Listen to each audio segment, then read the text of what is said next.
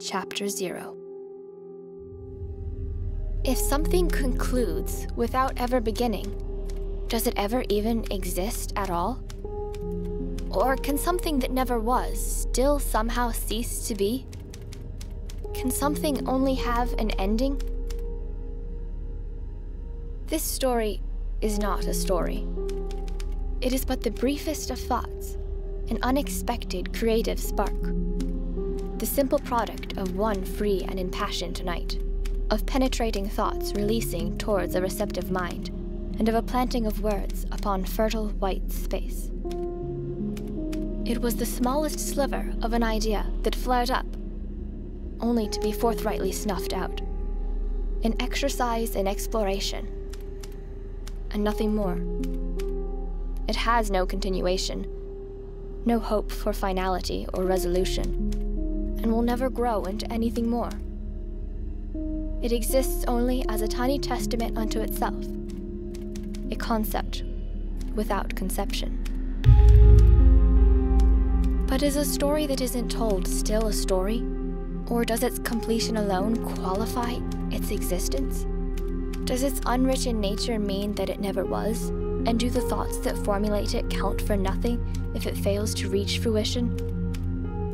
Is this story's existence nullified? Maybe. Would this even count as a story at all? Stories have characters. They have plots and settings, themes and meaning. This has none of those. It's just you and me, conversing in this ambiguous, empty womb. If this fleeting idea had been given time to mature, however, and its grasping tendrils granted a chance to stretch out and fully take root, would it have become something more? Do we limit the formation of these narrative elements to our conscious mind and active involvement?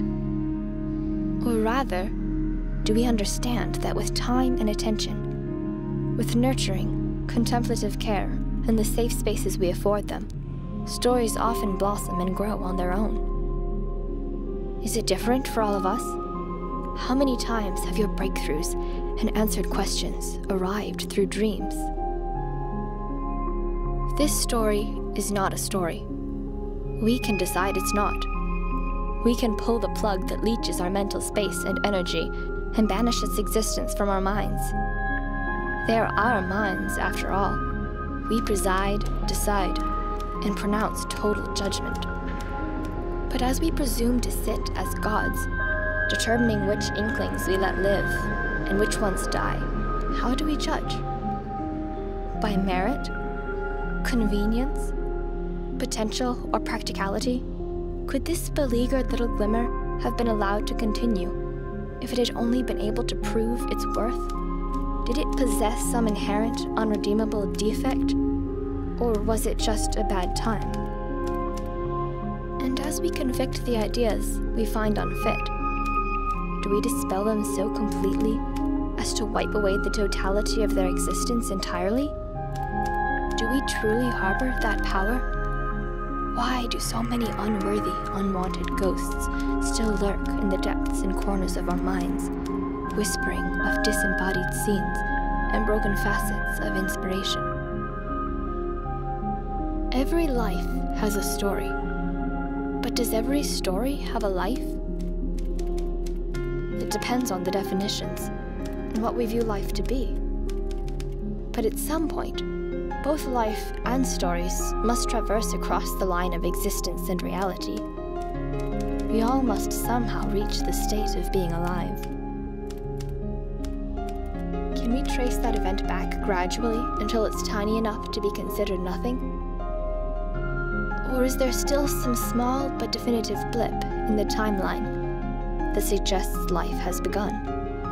A moment when we realize that this idea in our mind is there and is developing into a story.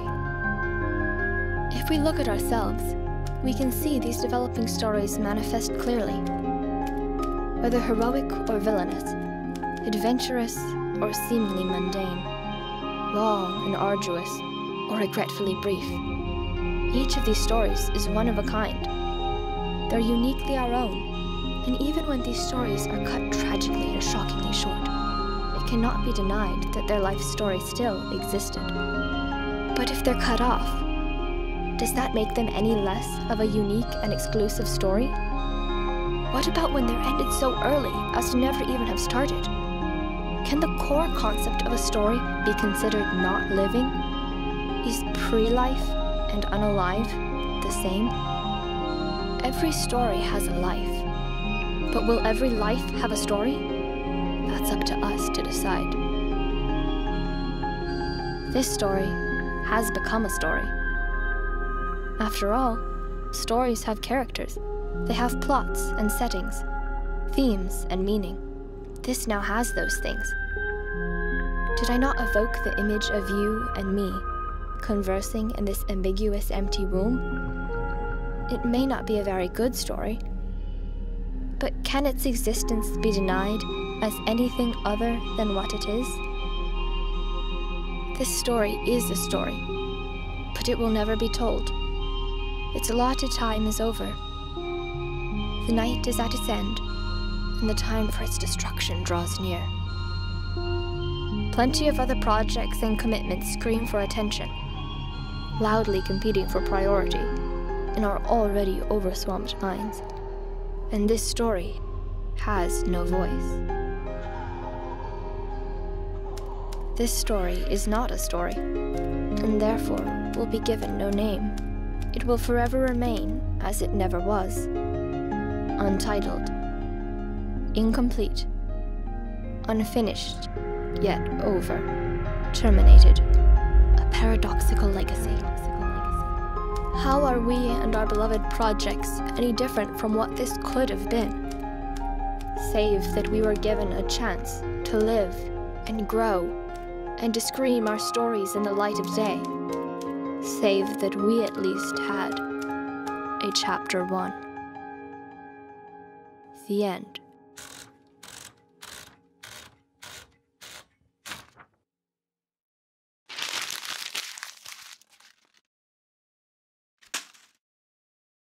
Untitled was written and directed by Richard C. Mills and narrated by Kelly Belsky.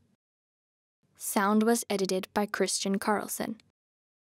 Music was written and produced by Nights Amore, and artwork was created by Jordan Mills.